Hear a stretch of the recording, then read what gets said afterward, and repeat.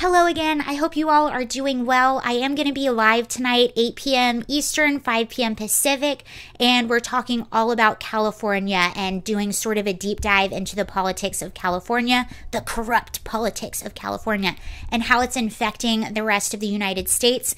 There are several recall efforts going on in California because the residents are starting to wake up themselves. We're looking at new ways in which Gavin Newsom is wasting our taxpayer money, and there are some really alarming crime statistics that just came out of LA yesterday, straight from the sheriff himself. So we will go over all of those things. I'm really excited about it. But I want to talk about Andy Ngo. And if you don't know who Andy Ngo is, we've talked about him a few times on his channel. He's one of the journalists that really calls out Antifa. He's been focused on Antifa. He has a best-selling book called Unmask, and it just does a deep dive and sort of exposes Antifa. That's kind of his main thing. He used to go undercover to a lot of Antifa riots and protests and report on sort of the inside of what they were doing. He was brutally attacked about 3 years ago, I believe, to the point where he had to be hospitalized by Antifa. And ever since then, he has sort of been a top target for them. They know who he is. And I believe there is some, Andy Ngo is Asian, if you didn't know. And there are actually some Asians who were called out, threatened, and attacked because they mistook them for Andy Ngo. So they're sort of always on the lookout for Andy Ngo. He's gotten death threats, all kinds of stuff like that. Well, this past weekend, he infiltrated an Antifa protest in Portland and was attacked again. So we're going to kind of go into that story, and I wanted to bring this up, and I'm going to give you his full statement on what happened. I'll show you a few of the tweets, but I bring this up because just recently, if you were watching the speech that President Biden gave, I think it was his speech when he was in Tulsa, I believe. But Joe Biden just made an announcement and said that white supremacy is our biggest terrorist threat in the United States, a bigger threat than ISIS and Al-Qaeda even. And if you remember, the only white supremacist attacks I can even think of that happened are in the past few years are Charlottesville or something, I think. And you know what's really interesting about that?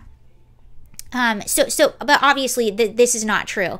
We've had Antifa, BLM riots all summer. I believe there were something like 275 confirmed riots all summer, 150 federal buildings destroyed, 25 plus people dead, and it was over 120 nights of rioting and destruction in Portland, and they have still been rioting in Portland. It hasn't slowed down since Joe Biden got in office, and that's what I'm going to go through here with you. And it seems like our police and our political officials are completely complacent. They don't want to talk about it. Jerry Nadler famously said Antifa isn't real, they're just an idea. Nancy Pelosi has said that they don't exist and has brushed them off, yet we are going to talk about the fake boogeyman white supremacy. I am not saying that it doesn't exist. I'm not saying that there are not white nationalists out there. I am sure the law of averages says yes, that has to be true, but it is a very small minority, and I cannot think of one time in the news, which was not false, that a giant white supremacist attack happened. And before I really get into this, I want to point out, so this article I read that kind of goes along with this story.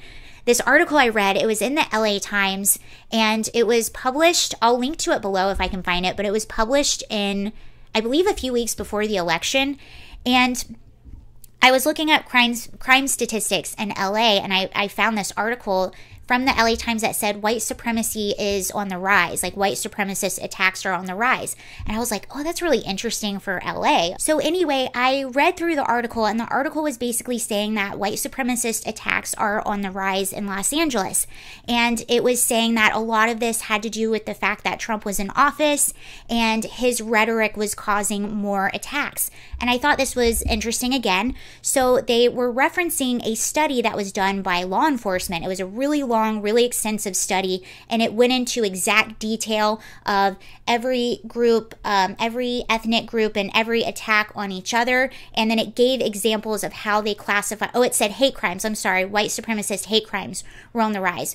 And then it went into why the attacks were labeled a hate crime and what was actually said that made the attack classified as a hate crime.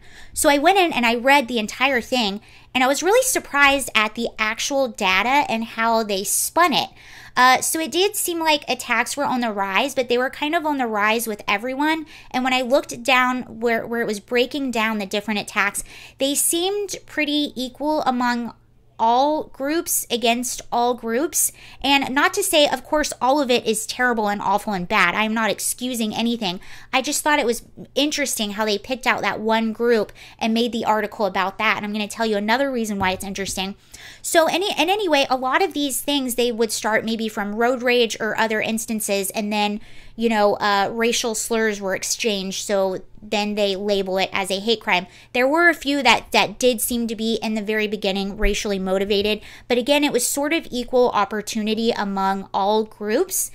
And they had a section that said attacks involving Donald Trump's name. So I looked into that thinking, okay, since it's blaming all of this on Donald Trump and his rhetoric, surely there are some attacks like from Trump supporters onto other people. No. Every single attack that was listed under involving Trump's name were people attacking other people who they perceived to be Trump supporters. So these were individuals that were not Trump supporters attacking people who they perceived to be Trump supporters. That was it. And then look at the headline on this article and how they spun it. Very interesting, huh? You didn't expect anyone to actually read that study, did you? But it just shows how dishonest our media can be and how they can take information and spin it to sort of fit their narrative without really lying, but really stretching the truth. Anyway, let's look at what happened with Andy Ngo. This is his statement on what happened, so I'll bring you through it. So he says, statement on May 28th, 2021, Antifa assault. No journalist in America should ever face violence for doing his or her job. So what happened was, on Twitter, these images came out of somebody being attacked, and everyone thought it was Andy Ngo. It looked like Andy Ngo, but no one was actually sure. He was silent on his Twitter for about 5 days, and everyone was like, was this Andy Ngo? Was it not? We had no idea. And then just yesterday, this was the statement he released. He said, yet on Friday, May 28th, Antifa tried to kill me again while I was reporting on the ongoing protests and riots in Portland, Oregon for a new chapter of my book, Unmasked, Inside Antifa's Radical Plan to Destroy Democracy. I have that book, by the way. It's really good. I was chased, attacked, and beaten by a masked mob, baying for my blood. Had I not been able to shelter wounded and bleeding inside a hotel while they beat the doors and windows like animals, there it is, no doubt in my mind I would not be here today. Their words, like their actions, speak for themselves. So you can see this is some of the stuff that people put on Twitter. It said, looks like my meat is back on the menu, boys. Just all kinds of nasty things towards Andy Ngo. It says, Antifa wants me dead because I document what they do and stay hidden. The attacks against me and threats on my life are retribution for my work as a journalist. Recording the tactics and true ideology of an extremist, I can't read that word.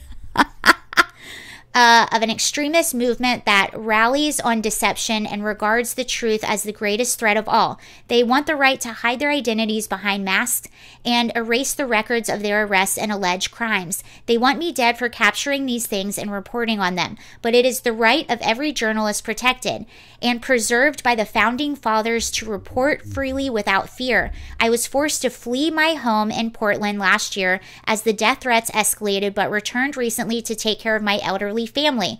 When I engaged in field reporting for my book, I did what every beat reporter would do. I took care to mitigate the risks and went to observe Antifa firsthand during a demonstration at the Justice Center. Like many other journalists, Antifa has tried to silence and intimidate through violence and threats. I had to cover my face and eyes to do my job and stay alive. As the Asian son of Vietnamese immigrants, I also have to be mindful of Antifa's attacks on multiple people of East Asian origin. And here's the picture of someone else being attacked. Shortly before midnight, Antifa member John Hacker, who assaulted me in 2019, began asking me questions. I didn't answer and attempted to walk away, but a group of masked people in black followed me and surrounded me. As they interrogated me, one managed to pull off my mask and immediately yelled, "That's Andy, get him, get him."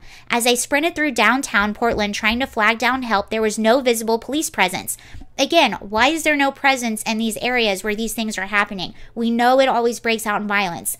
At Southwest 4th Ave and Southwest Morrison, one of the black-clad Antifa members tackled me to the ground in front of Pioneer Place Mall, punching my head and face repeatedly while I pleaded for them not to kill me. All the time, I could hear the angry cries and footsteps of the mob approaching. So this is Andy No. This was footage of him being taken in the hotel trying to get shelter. In the chaos, I managed to seize a moment when my attackers were distracted and crawled away as soon as I could to get to my feet. I sprinted inside to the only business I could see, which was open, the Nines Hotel. I begged hotel staff to call 911, but they refused and ordered me to wear a mask and leave the property. I insisted, reminding them of the violent mob outside seeking to kill me. By now, masked Antifa operatives were pounding on the hotel doors and windows, screaming and shouting my name and trying to break inside. It seemed obvious they intended to make good on hundreds of threats over the past years to kill me. Afraid the windows would shatter and let the mob in, I begged someone to let me go up the elevator to escape the lobby. For more than an hour, Antifa extremists kept trying to get into the hotel and hunt me down and finish the job they started. Dozens of riot police took up the positions in front of the building, where at least one online video shows extremists swearing and screaming at officers for protecting Andy No. At least one Antifa member was arrested, according to Al Jazeera, I think. Multnomah County Sheriff's Office charged with a felony unlawful use of weapon, felony attempted assault, felony riot, and other crimes. His bail was immediately covered by Antifa Bail Fund Group.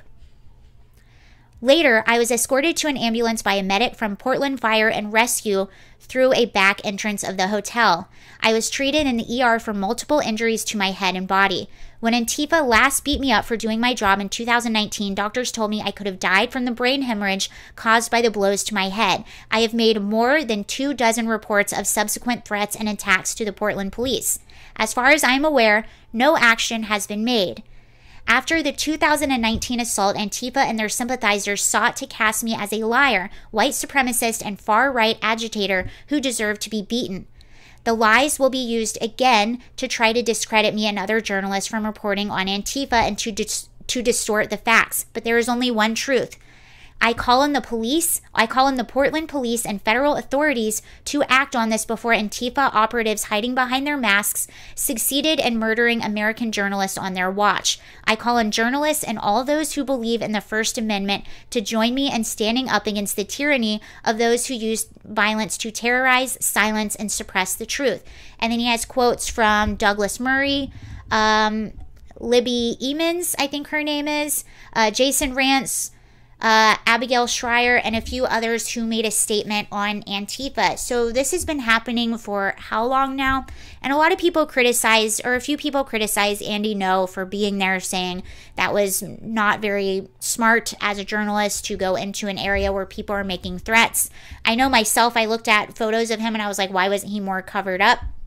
But even still, I don't know really where I stand on that. But this is something that has been happening for quite a while, and I do know that Andy No and others have reached out to police and elected officials to get control of this situation, and they are still going out nightly doing whatever they want, causing harm and destruction to the city of Portland, or basically anywhere where they meet up.